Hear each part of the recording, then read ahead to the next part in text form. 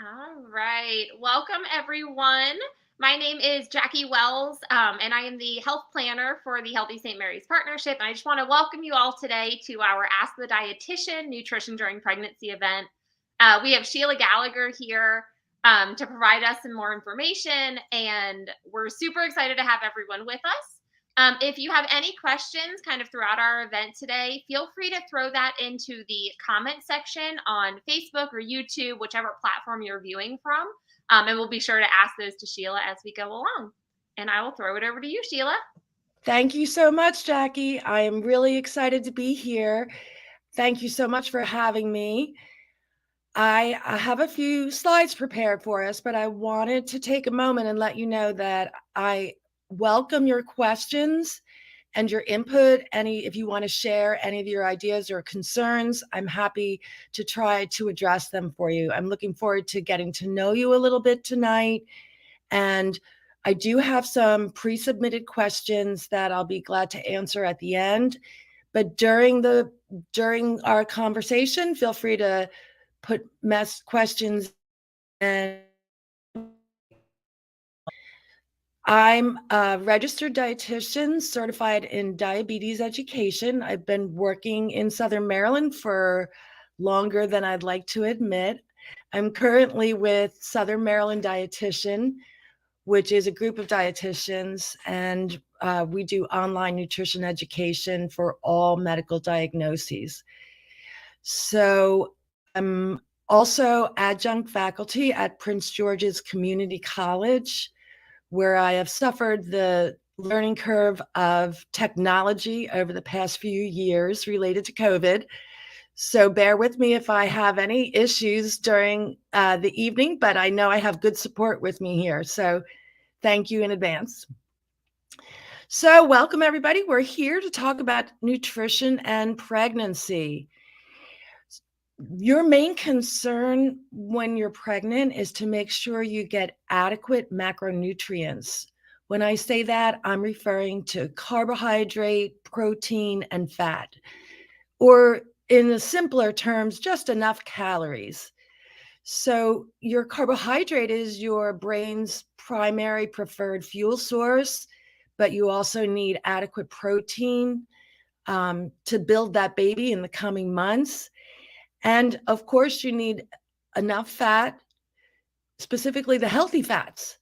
So if you were a big fast food person before you got pregnant, you might want to start thinking about healthier options that give you some of the omega-3s, such as fish. It's certainly fine to consume fish during pregnancy, a couple times a week. There is some controversy about mercury content of fish, but if you're eating it in moderation, which may be even a little bit more than you're accustomed to, it's totally fine. This is a big question for everyone. How many calories do I need when I'm pregnant to allow for healthy weight gain? The bad news is you might feel like you're starving all of a sudden and you want to eat the entire house, but you really don't need a lot or any extra calories during your first trimester. So you might be starting to experience cravings, or maybe you're getting through those cravings now, depending on where you are at in your pregnancy. But for the very beginning few weeks, you really don't need any extra food. By the time you get to your second trimester, you need about 350 extra calories. And we want those calories to come from healthy foods.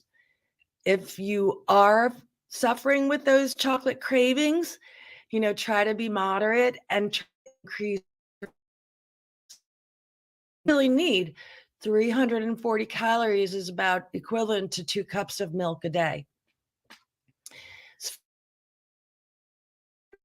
You needed in your second trimester, but still not as much as you might think, only about 450 total extra calories. So what are those food groups? What are those foods that you're going to pick? So you want to make sure that you're focused on nutrient balance, which means you're going to always eat carbohydrate, protein, and fat together. because your body is like an engine. You really need a healthy fuel source.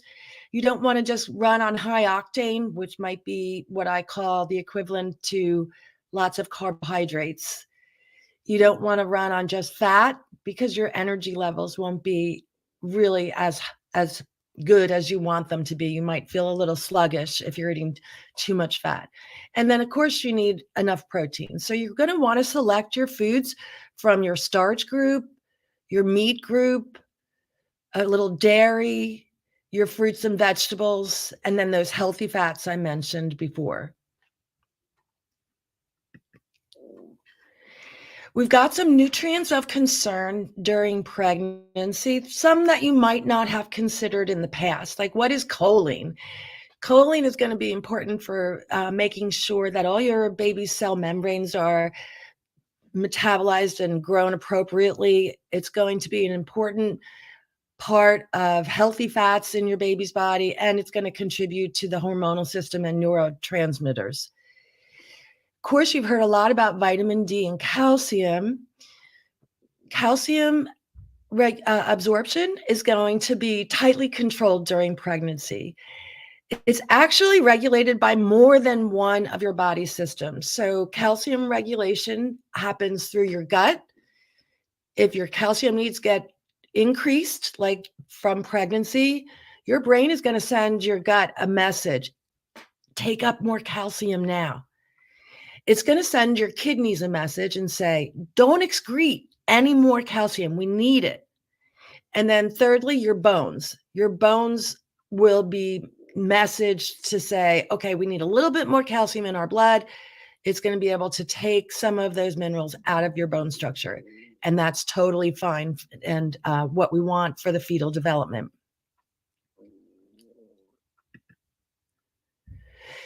Other nutrients of concern include folate and iron. So iron absorption is going to increase during pregnancy, and there's a lot of factors that you might not be aware of that can increase or decrease your iron absorption. One is vitamin C. If you're able to eat a little vitamin C, you're eating absorbed. So if you're having a little steak for dinner, have a little glass of orange juice or an orange as a dessert, and together the iron and vitamin C will be absorbed. Things that prevent iron from being absorbed, such as tannins, which are found in tea and coffee, they're actually going to bind the iron and prevent it from being absorbed. Another thing that will decrease iron absorption is something called phytate bonds, which are present in some of our leafy green vegetables. A lot of people like to eat spinach, and they say, oh, I'm going to get my iron today. And then they sit down to a big dinner of a spinach salad. Unfortunately, phytate bonds in the spinach in the raw spinach prevent the iron from being absorbed. In order to break those phytate bonds, you have to subject your spinach to a little heat. You can wilt your frozen spinach in the microwave. You can saute it in a little olive oil on the stove. And that heat is going to break the bonds so that the iron can be better absorbed. And then you hear a lot about folate, right, to prevent birth defects. Where are you going to get your folate from? That's present in all your fortified breakfast cereals, so there's no worries there.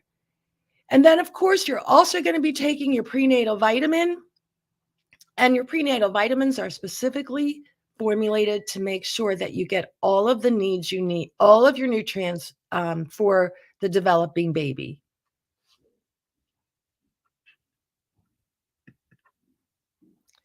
Let's go back and talk a little bit about weight gain. One thing you want to remember is that weight loss during pregnancy is not necessarily recommended, even if you were considerably overweight to begin with. You want to make sure that you gain weight slowly, about 30 pounds. We know that the proper weight gain is going to make for a healthier baby. You're going to have an easier delivery if you don't gain too much weight during pregnancy. And if you do have a sudden weight gain, that might be a sign that something's wrong. So you want to Talk to your doctor if you have any concerns about how your weight is increasing during the pregnancy. Where is all that weight going? Let's look at this slide for a minute. I'm wondering if I can make this a little bigger for us. So you can see on the column on the right where the weight gain is contributing to. So we've got increase in breast size, we've got increased fluid volume. You're going to lay down extra weight to develop that placenta. Your blood supply is going to increase significantly. You've got the baby growing in your uterus, and then you're going to have the fat absorption that increases also. So that's a little bit about where that weight is going during each trimester.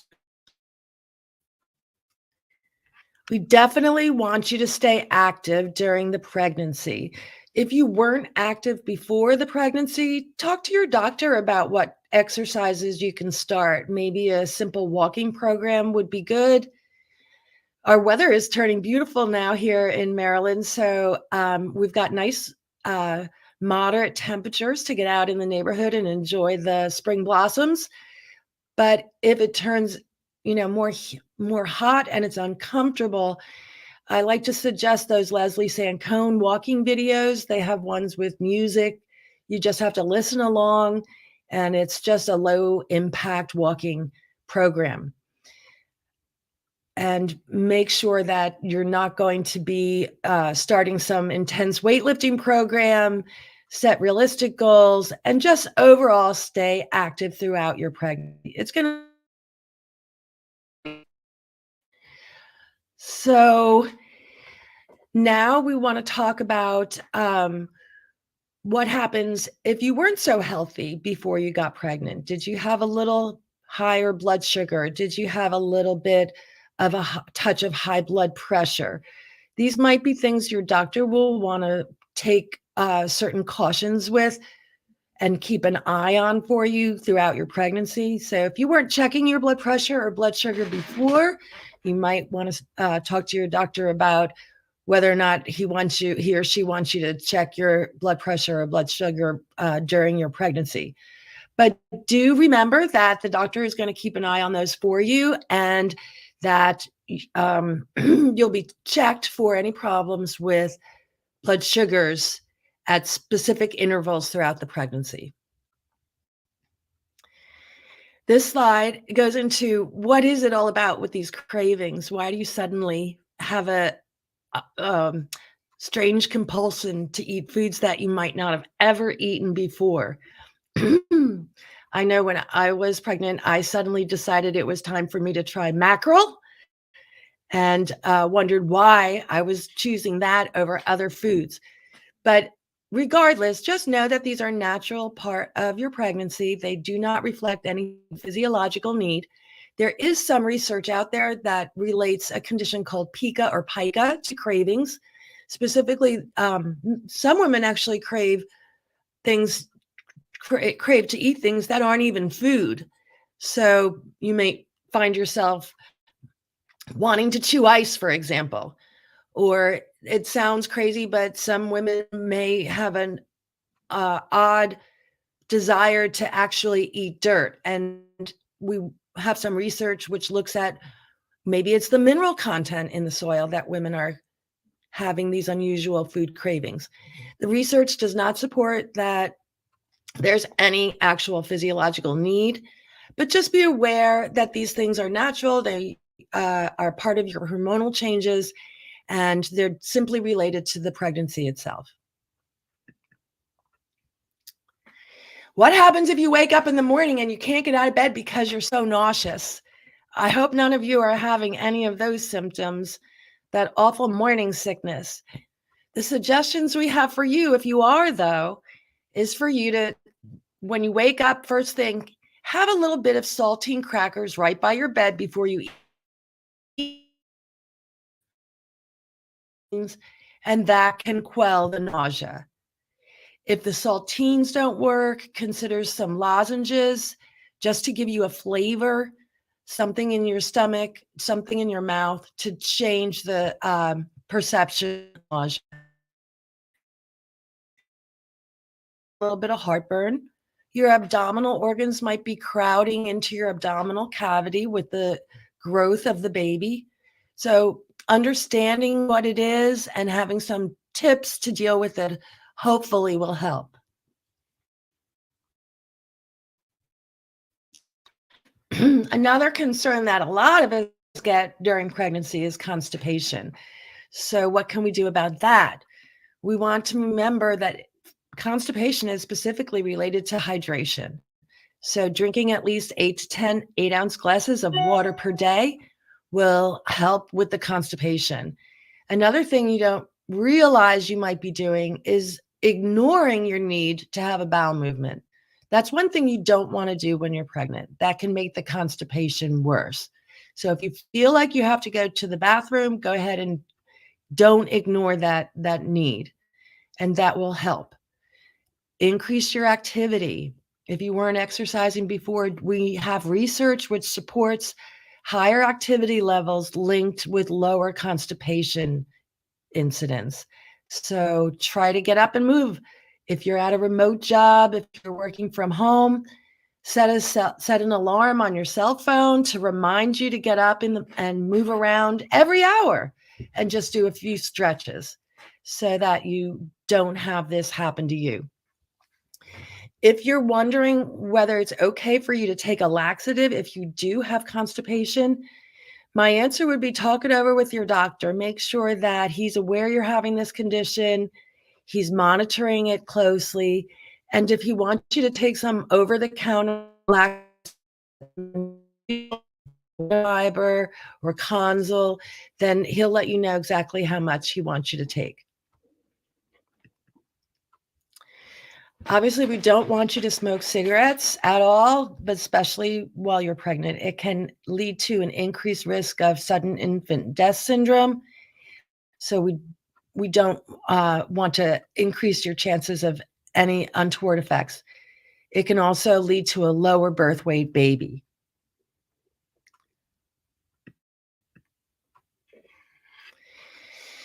How about if you do have trouble with your blood sugars? Many people have prior to becoming pregnant. So there are ways that we can help modify the high blood sugar. Specifically, exercise will lower your blood sugar levels. Drinking more water can help lower your blood sugar levels. Making sure that you're taking any medication as prescribed. This will definitely control your blood sugars for you.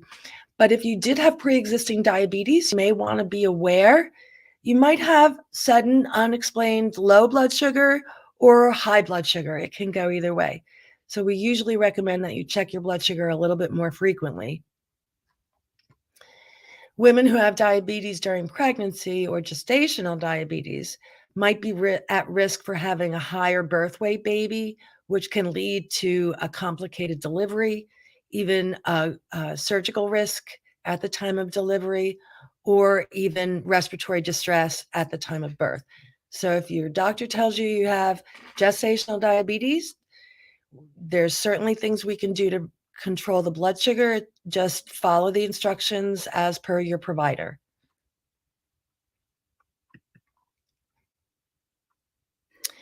One thing many women aren't aware of related to gestational diabetes is that, unfortunately, if you get diabetes during pregnancy, you're at much greater risk of developing type 2 diabetes later on in life.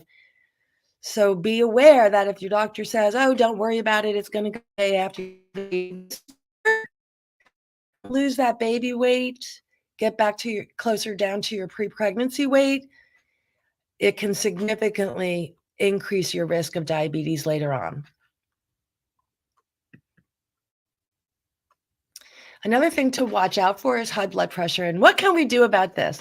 We certainly don't want you to develop it during pregnancy, but if you already have a little high blood pressure, you can certainly do something about it by lowering that you not consume more than 2,300 milligrams in a day.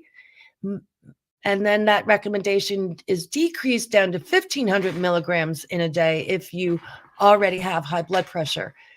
So my suggestion is if you're worried about your blood sugar or your blood pressure, maybe talk to your doctor about seeing a dietitian and getting a meal plan. I'd like to take a moment and stop here and see if anybody has submitted any questions.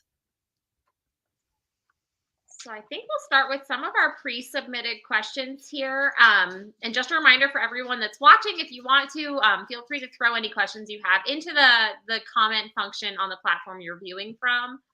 But let's start with this one on artificial sugars. So while pregnant, is it safe to consume artificial sugars like stevia and agave? Jackie, that's a great question. I'm glad somebody submitted that. What I usually tell people is you should get your doctor's approval. They're generally regarded as safe, so they should not be a problem to consume during pregnancy, but you do want to make sure your doctor's aware. And you also want to investigate, why are you consuming these? Are you consuming these instead of sugar because you have diabetes or high blood sugars? If that's the case, then I would suggest that you monitor your blood sugar before and after you have something with stevia or agave in it and see if it does spike your glucose levels. If it raises your glucose more than 40 points, then it's probably not a good idea to include these more natural sweeteners. That's great advice. I like monitoring yourself to see how it affects you. So it's not a one size fits all approach. Exactly. All right. So next up, you were just talking kind of about gestational diabetes and things like that. So we received a question specifically about gestational diabetes and how people can manage it if diet and physical activity aren't enough. Excellent question. Thank you. I may be a little prejudiced, but I always ask people to get their best resources available to them. And as a registered dietitian certified in diabetes education, I would say make sure that your diet information has come from someone who specializes in that area. Sometimes like you said, Jackie, the one size fits all normal nutrition during pregnancy is not exactly sufficient. So we make more specific recommendations for women who have gestational diabetes. We change the meal plan to eliminate juice altogether, eliminate dairy products at bedtime.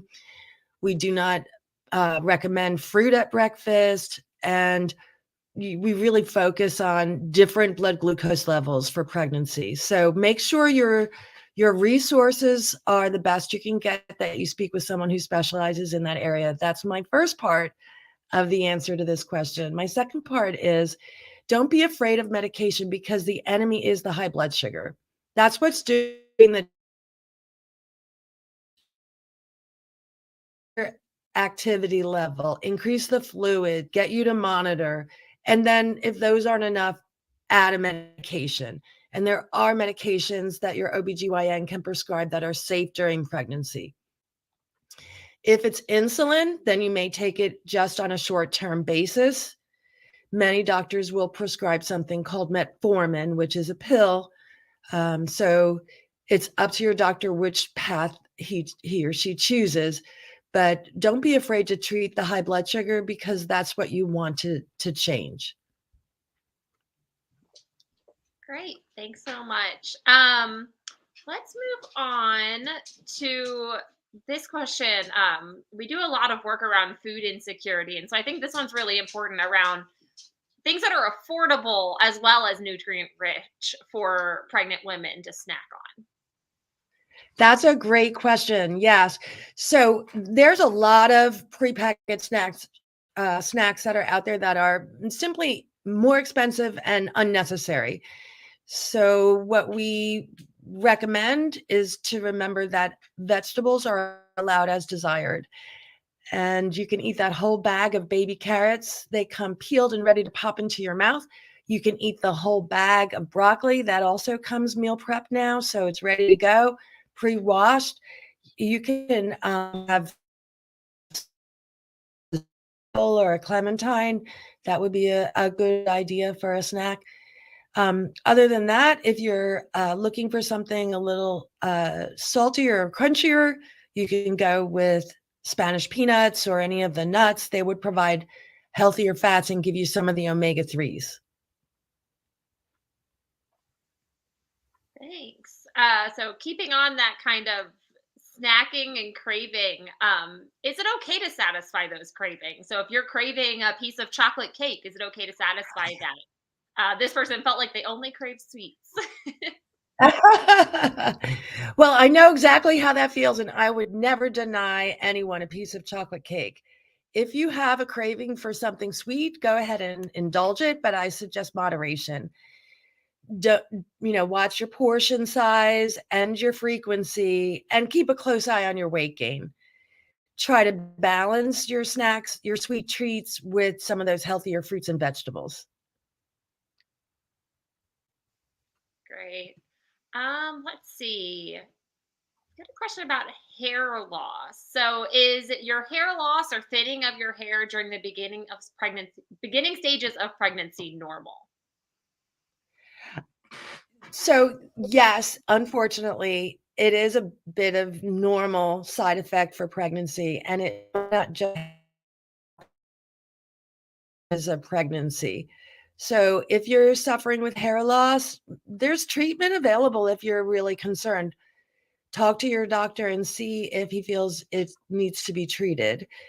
There are medications, there are B12 supplements, but remember it's transient. It's not going to last forever, and that's the beauty of hair is that it grows back. Perfect. That's a tough one. I've known many, many pregnant women in my life that have suffered that either pregnancy or postpartum hair loss. Yes, the postpartum hair loss is big also. All right, let's see. Um, this one came through. I think you pretty much just touched on this one already, but just kind of going back to that constipation side of things. What are safe stool softeners to take during pregnancy? That's an excellent question. Usually the over-the-counter stool softeners are all you need, but I don't suggest that you take anything without letting your doctor know. Start with that fluid. Many of us don't get enough water in a day, and try to keep a little record. Join MyFitnessPal. It's a free app available on the internet, and it'll track for you all of your nutrient intake, including your sodium and your water and your activity. I do a lot of work with MyFitnessPal to provide feedback for my patients when they're trying to monitor. And you'd be surprised how many times we come back after looking and assessing at things and saying, you really thought you got 6 to 8 8-ounce glasses of water in, but you really are only getting about half that. So don't forget the importance of hydration for constipation and activity. We're all stuck, many of us working from home in remote jobs, and we're not really moving at all. So if you're in a home office, take your printer and put it at the other end of the house. So you have to get up and walk over to that document to pick it up. Make sure you set an alarm on your phone. Okay, it's time to get up and do some stretches. You can get some handheld weights and move around.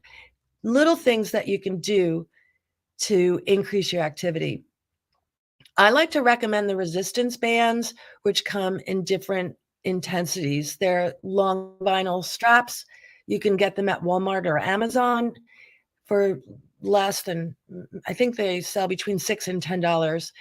And then you can actually just sit at your desk and wrap them around your wrist and do bicep and tricep motions, wrap them around your ankle, lift and lower your leg, and all these little tricks activity. It's funny that you mentioned that one. We host a wellness challenge that has kind of monthly goals throughout 2022, and next month is that don't be stationary for more than 1 hour, because we do recognize that, especially since going to working from home, you don't have the excuse to walk down the hallway to somebody else's office to ask them a question. You're just emailing them and things like that. So Right. And many of us forget that, when we were in the office building, your office might have been on the second floor, but your boss's office might have been on the fifth floor. So maybe you did take the stairs. So you're missing out from, just walking around your office building. So I was working with someone the other day and we were talking about just getting up and walking around outdoors. This person worked in DC, so she was walking how far she had gone, and we were using the Map My Walk app. So you just have to you have to make it a priority. Journaling helps with that. Set down and write, learn it twice. So just little tips to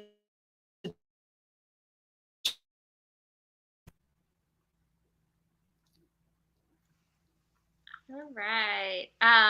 So next question. We're not having too many come through. I think one of our last questions that we have right now is about those food aversions. Again, you touched on this a little bit, but what do you recommend for women who have food aversions during their first trimester due to morning sickness? I know we talked a little bit about that increased calorie intake, even if it's only slightly. So what if they can't do that because of that food aversion or that morning sickness? So you're going to definitely want to keep those saltines at your bedside. If your saltines don't help, you want to go with some lozenges like sour balls or sweet, whatever you prefer, just to change the flavor in your mouth and decrease that feeling of nausea before you even move. One thing that we didn't mention earlier was the importance of smells and aromas. When you're first pregnant, everything starts to smell really strong. So try to make your environment uh, very smell free. Find some one you can use an air purifier. You can get the ones with lavender or different um, plant-based oils that will kind of perfume your air in a way that you feel more comfortable. Try to avoid anything that like fresh smell. Even sometimes the sulfur content of eggs can be a food smell that creates the aversion. So I like to work with people to keep those journals and track your symptoms. If you notice that on one day that this food did it, then try to, back away from that food in the coming weeks until the aversions pass. Awesome. Well, we don't have any other questions coming through as of right now. So are there any other last advice that you have for people, women as they're going through I their kind of stages of pregnancy? Yeah, well, yes, just enjoy every moment. That would be my first bit of advice. Try to optimize how you're feeling through a healthy diet, and the reward is going to be all yours. So I just want to see that's my last slide. Okay, so yes, enjoy every moment and keep a journal, take lots of pictures. You're going to feel your best when you're eating right. So eat frequently, don't skip or delay meals. Remember that nutrient balance, carbohydrate, protein, and fat every time you eat. And watch your timing of meals. Don't allow too long to pass between your meals. So, little food diary and enjoy. Awesome. Thanks so much, Sheila. And I know you kind of mentioned it throughout, but reaching out to a dietitian is always a great option during pregnancy or when you're planning pregnancy to work on food plans. So I know your organization is there for our community, and there are many other dietitians available in St. Mary's County for anybody that's willing to reach out and wanting to reach out. Yes, and I'm always available as a resource. You can call Southern Maryland Dietitian or email Southern Maryland Dietitian. If you come up with a question as a result of tonight's presentation or something I didn't address clearly for you, don't hesitate to reach out. Awesome. Thanks so much, Sheila. We really appreciate you dedicating some time tonight to be here and for all of the knowledge that you've given us tonight. Oh, you're most welcome. Thank you so much for having me. Thanks so much. All right, everyone. Have a great night. Bye.